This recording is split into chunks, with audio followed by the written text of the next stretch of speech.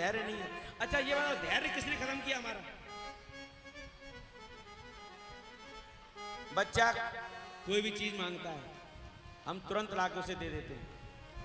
आजकल ये परंपरा चल गई है, ऐसा नियम बन गया है। ऐसा नहीं होना चाहिए। उस बालक के माँ बाप सबसे बड़े दुश्मन है। बच्चे ने जो चीज मांगी तुरंत ला। अरे हमारा तो बच्चा जो मांगता है हम तुरंत आधी रात मांगेगा तुरंत उसे उपलब्ध कराएंगे। इतना प्यार करते हैं अपने बालक से। प्यार नहीं कर रहे, तुम दुश्मन बन गए उसके, क्योंकि बालक का पेशेंस तुमने खत्म कर दिया, उसी क्षण मार दिया। बच्चा कोई सुबह चीज मांगे तो या तो शाम को ला करके दो, तुरंत दोपहर को ला करके दो। कम से कम जब तक वो चीज नहीं आई तब तक उसका पेशेंस तो बढ़ रहा है, उसकी धैर्य धारणा शक्ति तो बढ़ रही है। आपने तुरंत ला करके दे दी। हो सकता है बचपन में उसकी डिजायर जो है 2 रुपए की हो, 200 रुपए की हो, लेकिन जैसे जैसे वो बढ़ेगा उसकी इच्छा वो लाखों में बदल जाएंगी और तब आप उसकी इच्छा पूरी नहीं कर पाओगे। तो पेशेंस तो उसके अंदर रहा नहीं, धैर्य तो रहा नहीं। अब आपको बेटा हमारे पास व्यवस्था हो जाने तब ला के दूंगा, ये आपने उसको सिखाया ही नहीं। वो काहे को आपकी व्यवस्थाओं के ऊपर जाएगा और वो कोई गलत काम करना शुरू कर देता है। अपनी इच्छा की पूर्ति के लिए वो किसी भी मार्ग पर जाने के लिए तैयार हो जाता है, यहां तक आत्महत्या जैसा जघन्य अपराध भी वो कर लेता है, क्योंकि पेशेंस नहीं है। और आप कहते हो ये हो गया वो हो गया। आज के युग में कितनी आत्महत्या हो रही, कितने फांसी लगा करके, जहर खा करके, रेल के नीचे कूद करके ये नौजवान जो है वो जान दे रहे हैं। क्यों? वो धैर्य नहीं है, कोई चीज प्राप्त नहीं हुई, किसी चीज को नहीं प्राप्त कर सके, वो धैर्य नहीं था, तो माँ बाप ने सिखाया नहीं धैर्य धारण करना।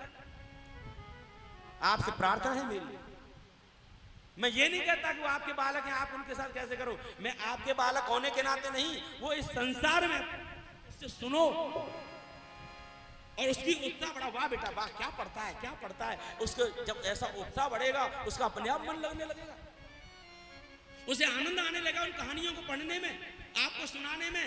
अभी तो वो सिर्फ आपको सुनाने के लिए इस उत्साह से पढ़ रहा है, और पढ़ते पढ़ते जब वो रमने लगेगा तो उनको समझने लगेगा, और जिस दिन वो समझ जाएगा प्यारे, उस दिन भगवान को ढूंढने के लिए बाहर नहीं जाना पड़ेगा। आपका बच्चा, आपका अपना बेटा ही परमात्मा के स्वरूप में आपको दिखने लगेगा। आपने कुछ काम किया, क्या किया? प्रेम किया। किससे? अपने बालक से। सच्चा प्रेम, झूठा प्रेम नहीं, दिखावटी प्रेम नहीं। आप दिखावटी प्रेम करते हो। बच्चे ने आज कोई खिलौना कीमती मांगा, तुरंत बाजार का भी ला के दिया, उसका पेशेंस खत्म कर दिया। बेटा लाऊंगा, मना मत करो उससे, लाऊंगा, अभी रुक जाएगा। शाम को बेटा भूल गया, कल जरूर लाऊंगा। सुबह बेटा आज जल्दी काम से गया, बोले परसों जरूर के सहपाठी हैं, हम सबके सहयोगी हैं, इस संसार के बालक हैं। वो आपके अकेले के बालक नहीं है, वो परमात्मा के भेजे हुए अंश हैं, वो हम सबके बालक हैं। हम सबसे मिलकर के ये संसार है, अकेले से मिलकर के ये संसार नहीं बनता है, ये जगत सबसे मिलकर के बनता है। उनकी धैर्य धारणा शक्ति को बढ़ाओ, उनके पेशेंस को बढ़ाओ। बेशक प्यार करो, प्रेम करो, कितना भी अच्छा शिक्षा दो, अच्छी संस्कार दो। स्कूल नहीं जाता है तो दया मत करो, मार पीट के भेजो।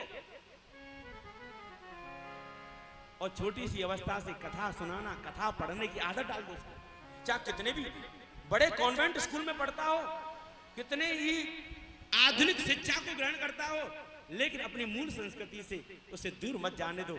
मत ले जाओ कथा भागवत में सुनाने के लिए, घर में एक पुस्तक ला के रख लो, रामायण की, भागवत की हिंदी टीका रख लो और उससे पढ़वाओ, और स्वयं चिवेशक मन नहीं लगा। लेकिन ऐसे करते करते जितने दिन आप टाल सकते हो उतने टालो, इससे उसका पेशेंस उतना बढ़ेगा, उतना धैर्य धारणा शक्ति बढ़ेगी। एक दिन उसकी इच्छा ही खत्म हो जाएगी। अच्छा पिताजी अब रहने दो, मत लाना। अब खिलौना उसको मिला नहीं, खिलौने से रुचि खत्म हो गई, और इतने दिनों में उसका धैर्य इतना मजबूत हो गया